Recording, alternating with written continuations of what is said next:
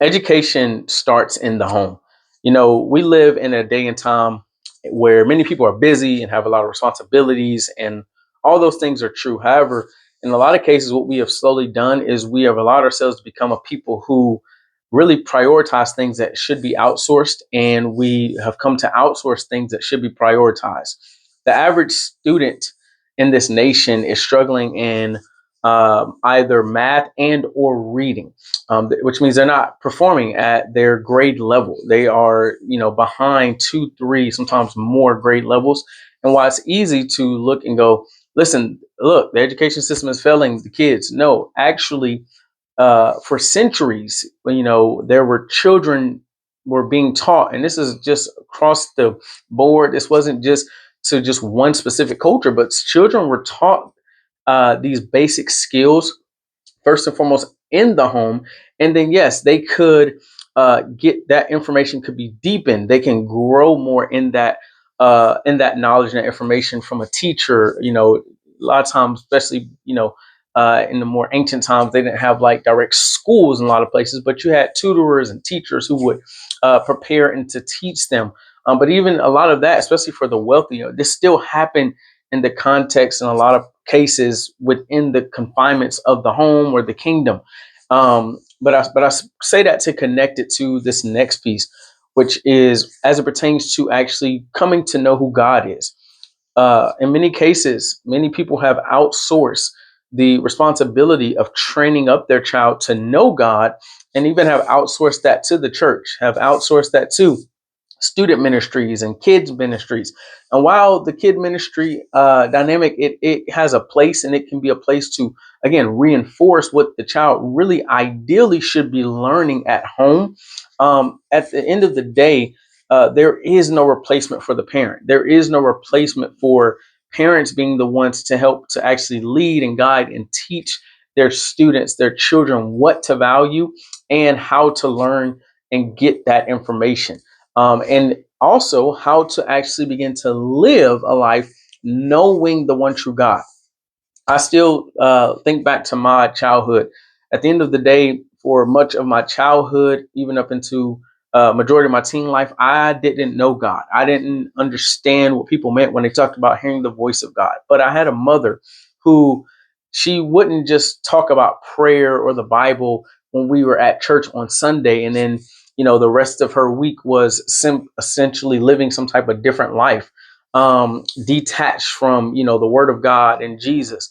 No, I would watch her many times when she was going to pray for siblings and other relatives or even coworkers and people that she met. She would often just bring me alongside her. And this is when I'm in elementary school, and we would kneel down at the bed together, and I would listen to her pray, and I would listen to her speak in tongues, and I would not even we wouldn't just stop there. Then over time, as God began to reveal himself in those different situations, and even in her own personal situations, she would share with me the testimonies, the outcomes of what God had done. And even when she was in the period and process of waiting to see, how things were going to play out, she would talk to me about those things. And then when things didn't go as she had prayed, and the way in which she, was believing for, she would talk about that and talk to me about how to process that information. So once I came to know God, I didn't start from the standpoint of,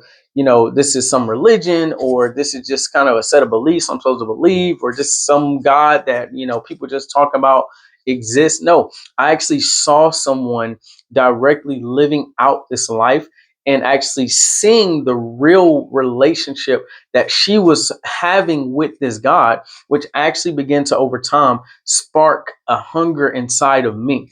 And this is really what is needed. This is what we must return back to, where parents are actually the first disciplers of their children, not outsourcing it to church, not outsourcing it to ministries, not outsourcing it to books or popular Christian podcasters, Christian singers.